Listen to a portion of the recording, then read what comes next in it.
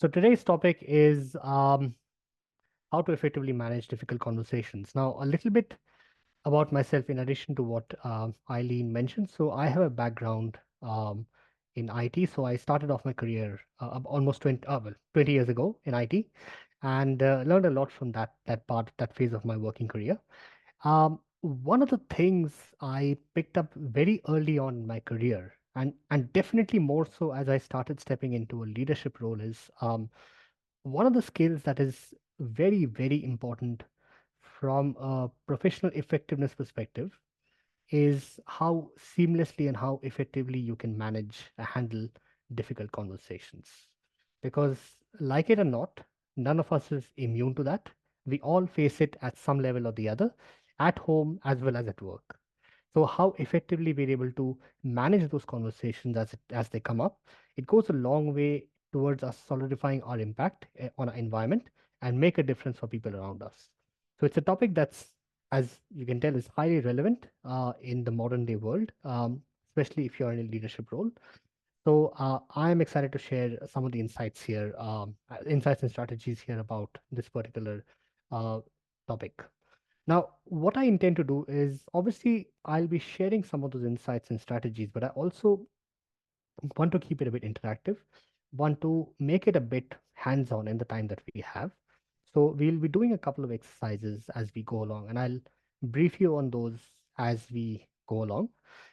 So today's topic is on how to effectively manage difficult conversations. Now, like I mentioned, be it in a professional or in a personal context, we all go through situations where we have difficult conversations. It could be with our manager, it could be with our peers, it could be with another colleague, it could be a discussion that we have with friends and family. And it's some of the ways it plays out is it definitely causes discomfort. And for a lot of people, it's a skill that they want to learn in terms of if a difficult conversation comes up, how well can they handle it?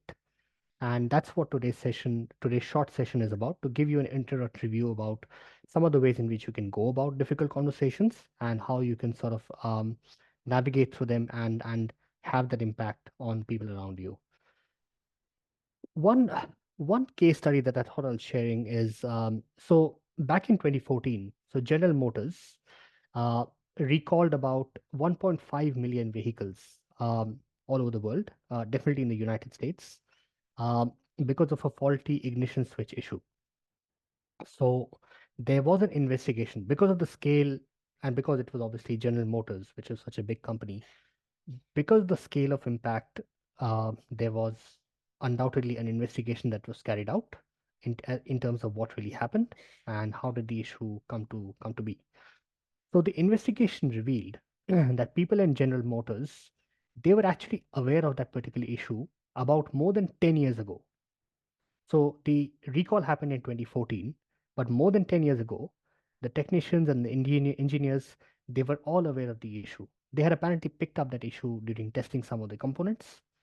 Now, at General Motors, the culture was one of a don't tell kind of a policy. So, meaning which, if there was a problem that people would sense, they were discouraged to report it to their superiors and their managers. So, it was very much a closed environment in terms of having those constructive discussions where people could share feedback with one another, because it would have ruffled some feathers, I would think. So, the people working at General Motors, they did not have the confidence, they did not have the environment or the space to bring those things up. When they eventually did bring it up to the management, because the issue started to grow up in scale, the management promptly shot it down, saying that it would be too costly to fix it. So we manage with what we have. And that was a very costly exercise because what resulted eventually in time is 31 crashes and 13 lives lost. If you ask me, that's 13 lives too many. It was no doubt a very, very costly experience for all concerned. So the scenario that unfolded in General Motors, kind of similar scenario unfolds in many different organizations, between individuals, between teams, where people, when it comes to having those frank and honest conversations, or what's perceived as difficult conversations, they are not able to do that, firstly. even if they do want to do it, they may not have the required skills to bring it up and manage that. And thirdly, they may not be able to given a space, or they may not be able to, they may not be heard that well. So the conversations kind of go nowhere. So it becomes very important. Like I said, it's a very relevant professional skill to be able to have difficult conversations at a 360-degree level perspective. So whether you have it with your managers, whether you have it with your peers, or whether you have it with your colleagues and people who report to you. So that is one case study which I thought I'll share, and I'm sure you'll be mindful of a number of scenarios that play out in your environment. Speaking of which, I want to do an exercise here with you. So think of a difficult conversation that you've had previously. It could be recent past or some time back. So this could be something that you would have had at work, or it could be something that you would have had outside work, so at home or with a friend or someone you know socially. So think of a difficult conversation that you've had previously. Now, you don't have to share that with me. You can just keep it to yourself. Um, but what I would like you to do is, once you have thought about that scenario or thought about that particular conversation, if you can just type in the chat box saying done, so I know that you have sort of got some ideas around that. Um, so look forward to hearing your confirmation on that. Now, I am mindful that for some of you, this may be a sensitive thing to think about. And if it gets too overwhelming, then I would request you to maybe pause and not think of it too much. It's okay, you can come back to it later. But if you are able to, I would definitely encourage you to think of a difficult conversation that you've had previously. Now, what is the importance of having difficult conversations? Why are they so relevant? So, there are a number of reasons. Some prominent reasons are obviously it gives you an opportunity to address some issues that come up. Now, this could be an issue at work. This could be maybe something that's not right. It could be a behavioral issue where someone said something, did something that is not right, which hasn't been perceived kindly.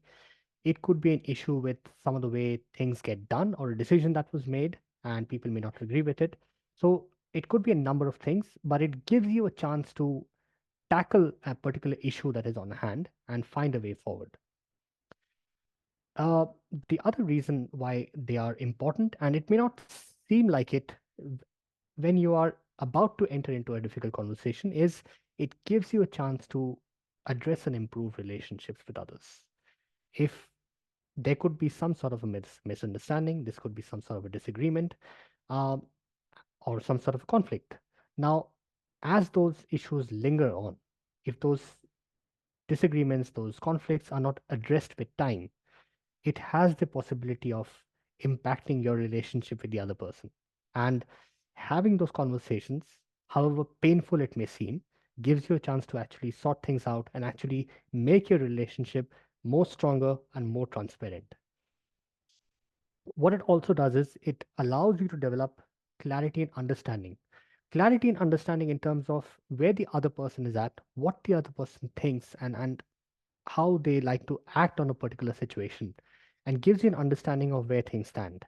Like I said, a number of times we may assume certain things, we may have some level of misunderstanding. And when you have those conversations, it helps you develop that bit of an insight and sort of broadens your view and provides you the necessary clarifications.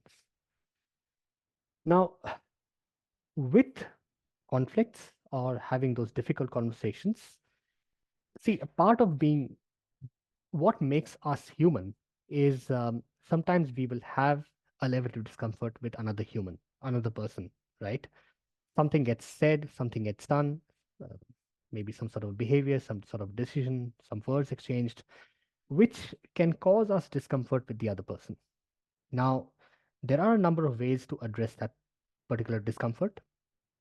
One of them can be avoidance, where you pretty much walk away from the conversation and not take it, not tackle it. Uh, a number of people do that. Interestingly, about 70% of people, as per a recent study, avoid having difficult conversations at work. Now, I don't necessarily agree with that.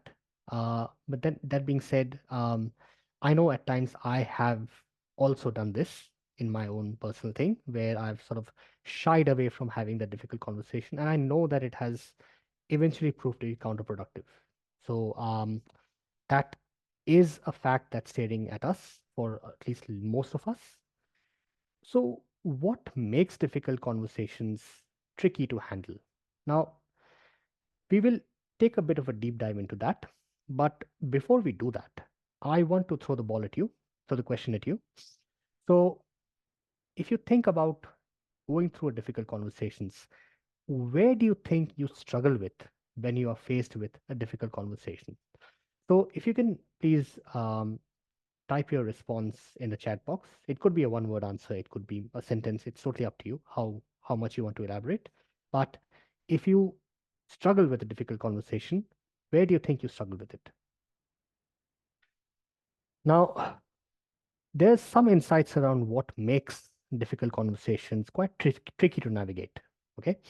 First things first is power dynamics. So it could be especially at work where you may have an interaction with your manager. Um, so it, or it could be someone, a stakeholder who is not really a manager, but someone maybe in a client side or in a senior position. So they have more power. So the way power dynamics work out is it'll be someone who either has more power over you in terms of hierarchy or position, so you're a manager or a senior stakeholder, maybe your client. It could be someone who has equal power as you. So this could be your peer, someone who's sitting at the same level as you, a colleague of yours, maybe in a different team. The third dynamic is people who have less power than you. So these could be people who are reporting to you, people who are your direct reports, who report to you. So you have more power than them, right? In this context.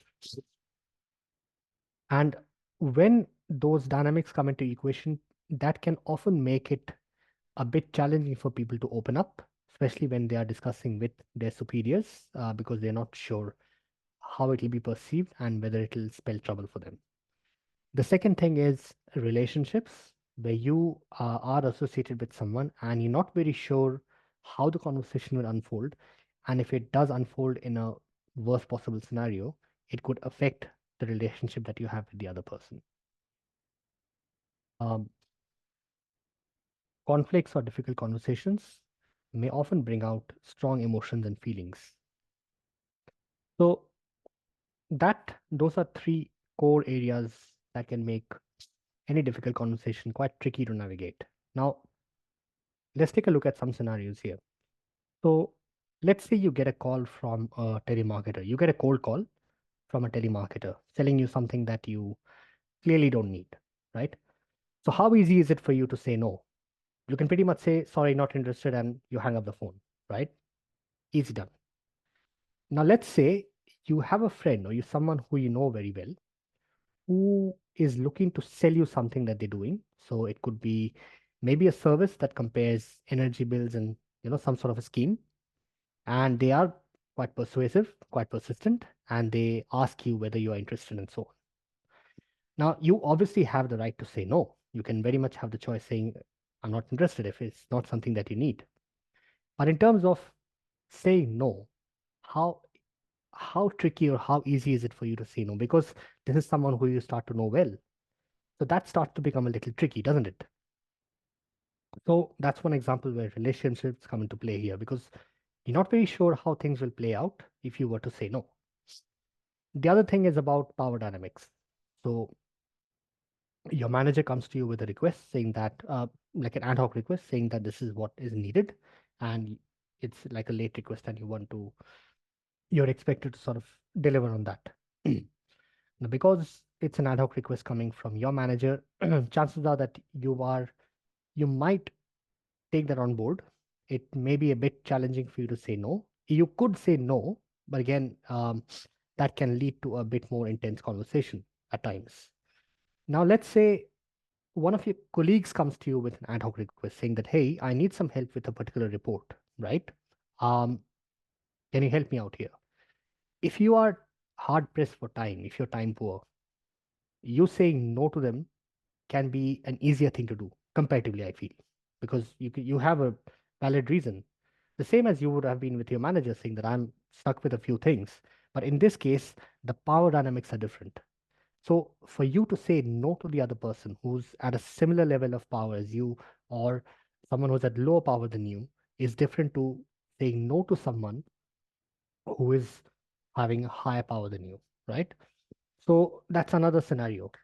The other thing could be, especially when it comes to strong emotions and feelings.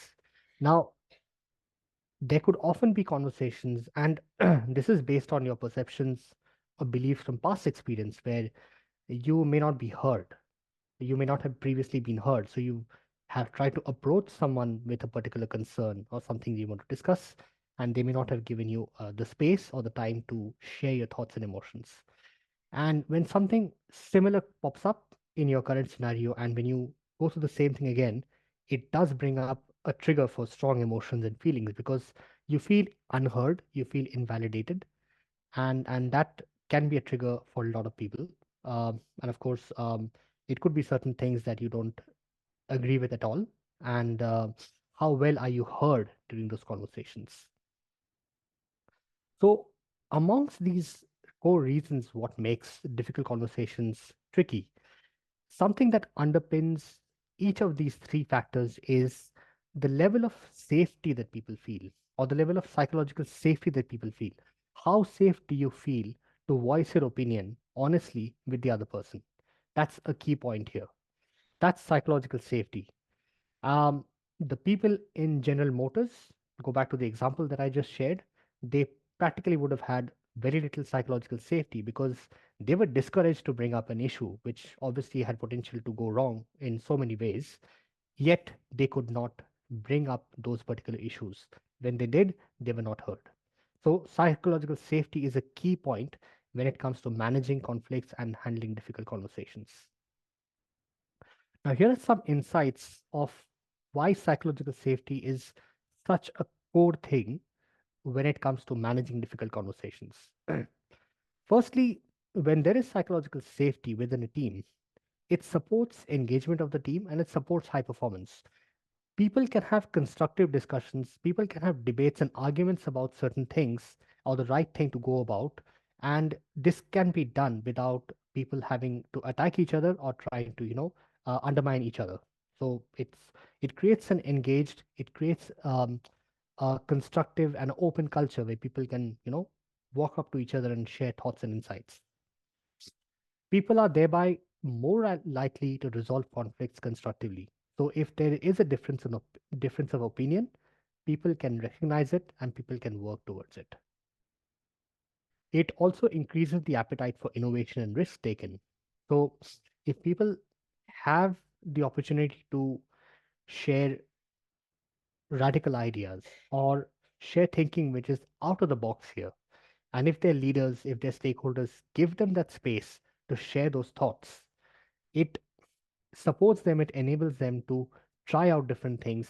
That supports innovation, that supports taking risks, and people learn a lot of things that way. What it also does is it reduces your stress and it improves your well-being. Now, I had a colleague years back who was having a bit of a difficult time with his manager, and he did not, again, like the engineers and GM, he did not have the safety net to actually walk up to his manager and have a discussion and try to sort it out. So, what eventually resulted in is that person had to bottle up a lot of his thoughts and emotions because there was no way for him to discuss that and resolve it. He was feeling that stress, and day by day, with time, it became worse. And you could tell that that was impacting his well being, his mindset, his morale, and it started reflecting on his productivity as well. The other thing is, it supports likelihood for realizing your potential because and this comes back to maybe some coaching conversation that people can have in work. It could be some performance management discussions where people can give feedback to each other. And if they know that there is a way in which they can improve their work, they get to realize their potential even better because can they are given feedback in a constructive way and they can take on that feedback and do something good with it. What we will discuss in terms of some of the strategies, psychological safety or maintaining psychological safety is at the heart of it. And I'll explain to you as we go through those particular parts. With strategies to manage difficult conversation, which is the core part of our discussion, what I wanted to do is do this across two parts here. One is the main part, which is the strategies itself. What I also wanted to touch upon at the end of the conversation is strategies to call out poor behavior of others. That comes within the realm of managing difficult conversations, but that is a bit of a specific scenario here and is also a tricky thing which people tend to avoid for some of the reasons that we went through. So I thought I'll specifically focus on that as we go through at the end. But we'll start off with some of the strategies that can help you manage difficult conversations. Now, there are three time frames in which you can do this. There are three parts to doing this.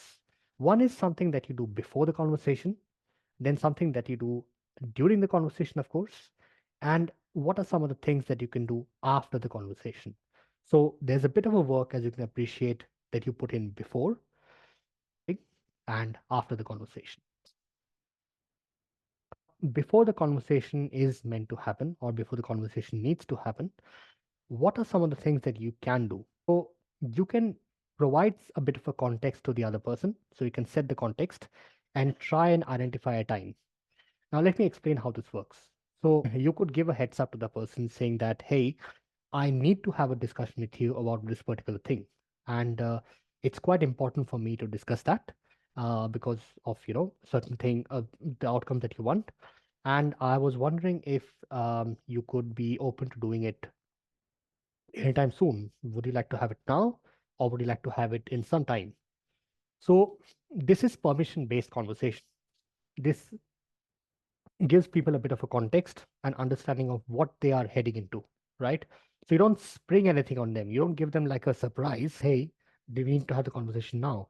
So you provide them with some context of what it is that you want to speak to them about, and you check in with them whether they want to have that conversation now or whether they want to have it in some time.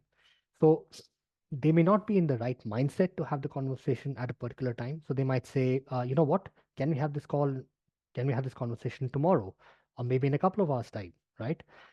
Some of them may be quite okay to have the conversation even now if they are ready. So either way, you give them the context and you check in with them on when they want to have a conversation. So they are in the right headspace to actually have that conversation with you. Now, there's another level to do it. Let's say you're not very confident of your conflict management skills, or you're not very sure how that conversation is going to go on, or if you're not confident in your skills to manage that, that's okay. What you could do is you could be a bit more vulnerable here, saying that, hey, I need to have this conversation with you. Now, just bear in mind, it might be a difficult conversation, at least for me. And there are some of the things which I might say that might come out a bit wrong. Please bear with me while I walk through this with you. So that way, because I value this relationship and I want to make things right.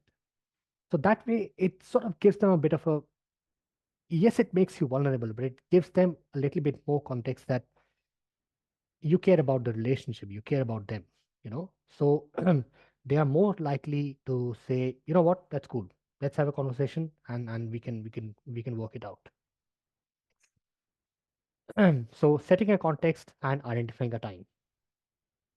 Now, before the conversation is meant to happen, you can think a bit about what is the purpose of having that conversation? Why do you need to have that conversation? Now, the reason for bringing this up, or the reason for thinking on this, is people often tend to face something called an inner conflict. They may sense that the conversation will not be a pleasant one, and it may look bad on them, or it may affect the relationship with the other person. So that's the inner conflict which stops you from actually delivering that feedback or having that conversation in a timely manner. So people try to procrastinate on that, so they don't have to deliver the bad news, or they don't have to go through that whole process which is painful for them. When you think about the purpose of why you need to have the conversation, it goes beyond you and the other person.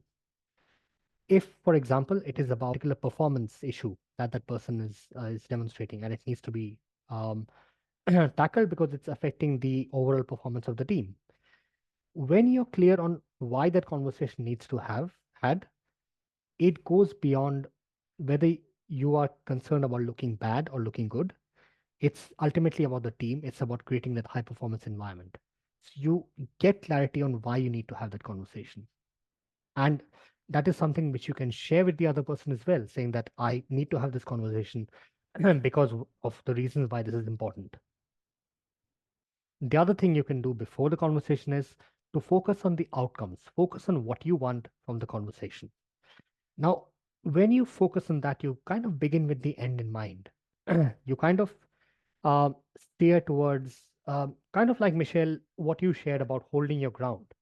The important distinction to make is for you to hold your ground or to achieve what you want, you need to be clear on what you want here. And think of something that can be a non negotiable outcome for you, that this is definitely something that I want to achieve when I have this conversation. And when you're clear on that, it helps you approach that conversation accordingly. The other thing is prepare accordingly. So think of what you're going to say in that conversation, some of the data points, some of the observations.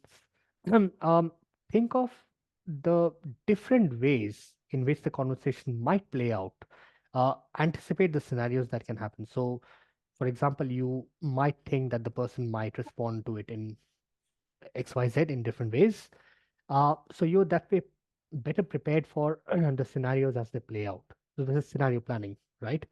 So when you think of those scenarios that play out, you are in a better position to uh, tackle them and control the narrative than be caught by surprise, saying that, oh, I did not anticipate that. So what do we do? The other thing, which is an important part of this process, is to um, have a positive mindset. So this is where you start thinking of thinking from a win-win perspective. Now, conflicts or difficult conversations are often perceived as someone has to win, someone has to lose, that sort of a thing. It doesn't have to be that way. You could discuss what you need to discuss with the other person and think of how you both come out of it stronger and on the same page. So it comes from having that think win-win mindset. The other thing you might want to consider is to focus on what is right. Now, very often in conflicts or in these difficult conversations, people tend to prove their side of the story. People tend to prove them right and the other person wrong, you know, and that can spiral into often unpleasant conversations because everyone would like to emphasize their side of the story and prove their side of the story is valid and correct. Instead of focusing on who's right, how about you focus on what's right? So, what's the right thing to do here? What that does is it takes the ego out of the equation. So, it's not about you and I, it is about what's the right thing to do. So, it makes the conversation all the more objective, and you both can be aligned on, okay, so this is what we need to do. Um, I may be wrong, you may be right. That's another thing, but at least we need to make sure that we take sight of what is the right thing to do as a group or between the two of us.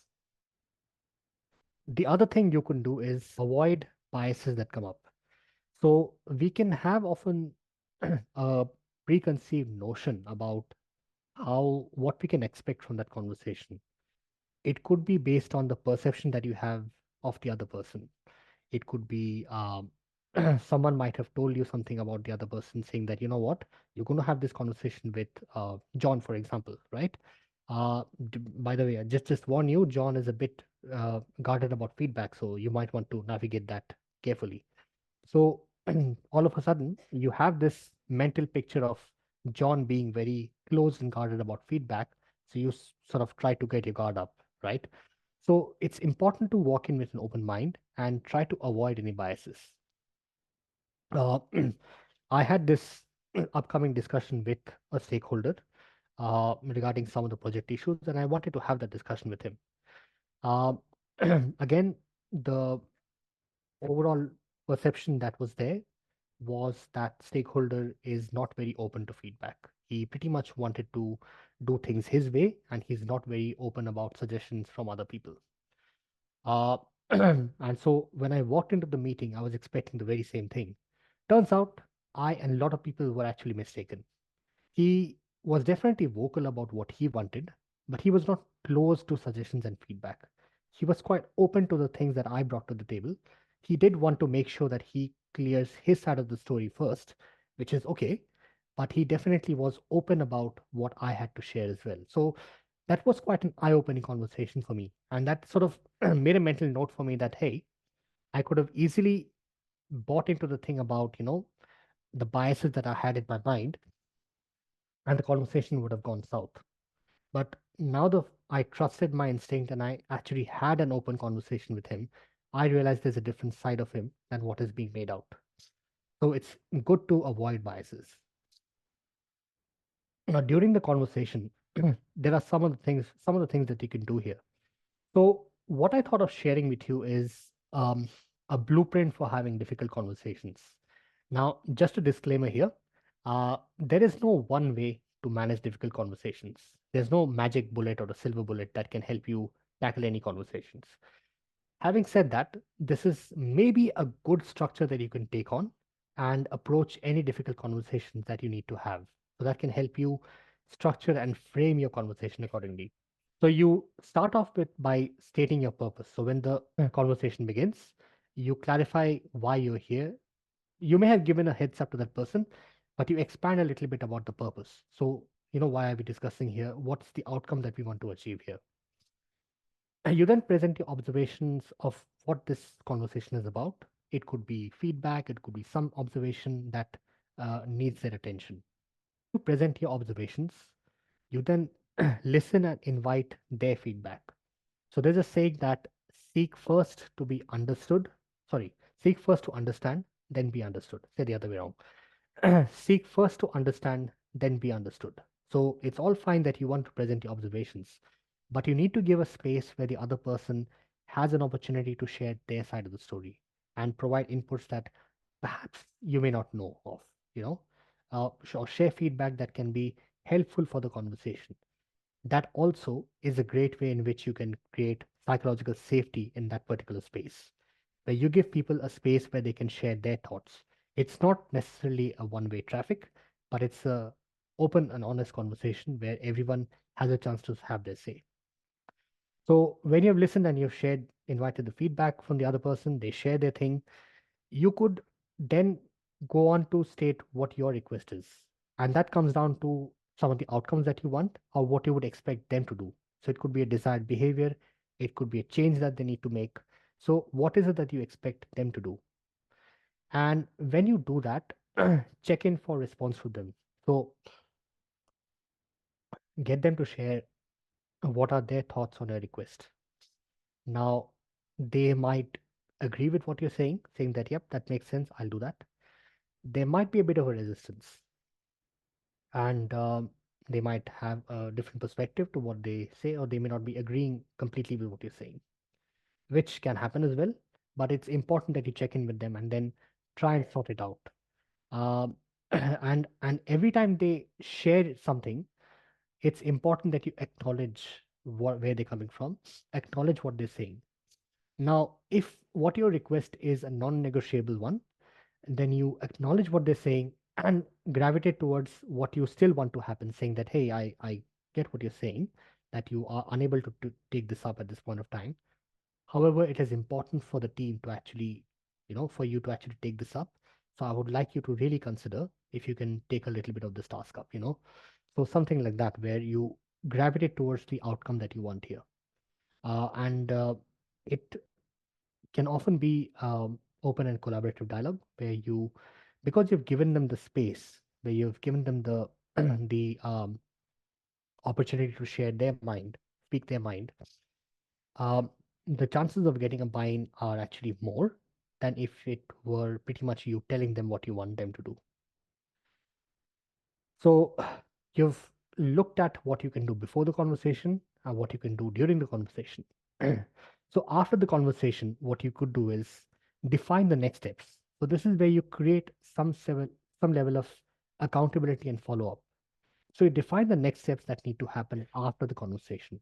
So if a change that is need to happen, then you identify what needs to be done. So what are the next steps that we can do going forward?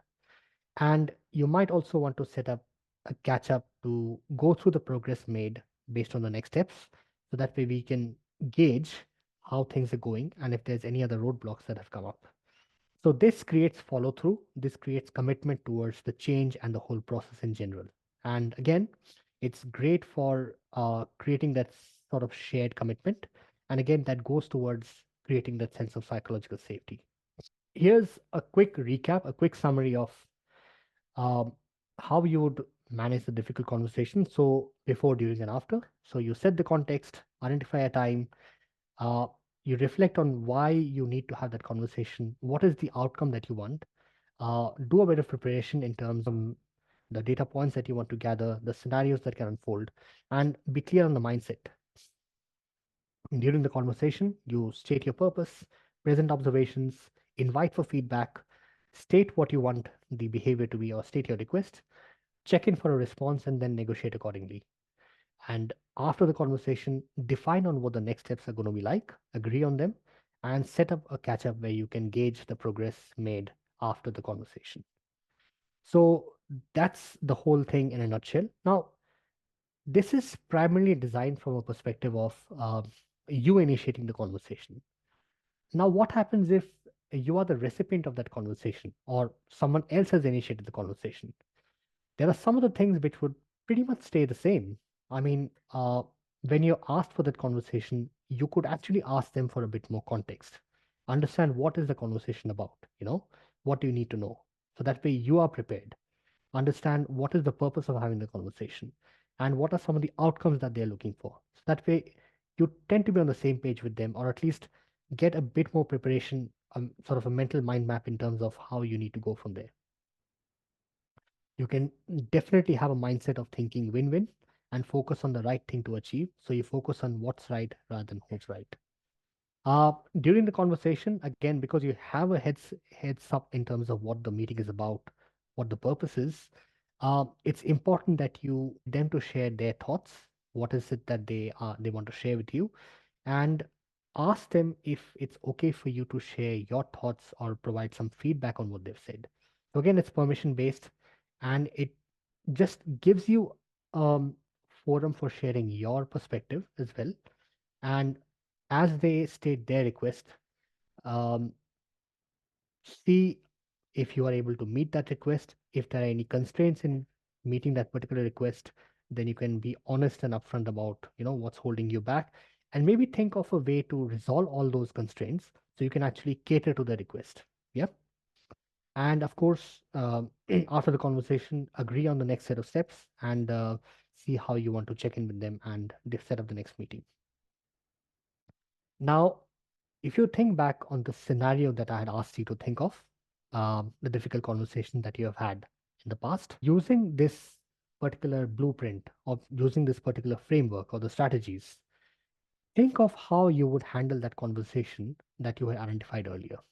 Um, you might possibly be using some of those strategies already, which is great. If there's something different that you need to do, I would encourage you to have a think about how you would handle that particular conversation using those strategies. So, what I'll do is I'll give you a minute to have a quick think about it. And once you are done, if you can just uh, type in the chat box that you've done, so I know that you are, got some sort of clarity. If you have any questions, feel free to ask. And like I said earlier, if this is something that can be a bit too overwhelming for you, and I acknowledge it might be, um, you might want to come back to it at a later time when you're ready, or let me know if you need any help with me offline, and I'm more than happy to go through this with you. So we'll give you a minute to think about how you could handle that earlier scenario that you identified using this particular framework here. So I've just posted this on the screen. So I'm keen to hear when you've completed that. Yeah, I think things become very, very much instinctive when you don't have a structure to work with. It just you sort of go with the flow. It becomes challenging because you can come up with all sorts of obstacles. The context may not have been set. Um, People may not be in the right headspace, like I mentioned, and that can make the whole thing all the more challenging. Thank you for sharing that. Um, so, with with this particular thing, some of the things that you might want to avoid instead of discussing this via emails and messages, which can seem like a very easy thing to do, but it doesn't mean it is the right thing to do.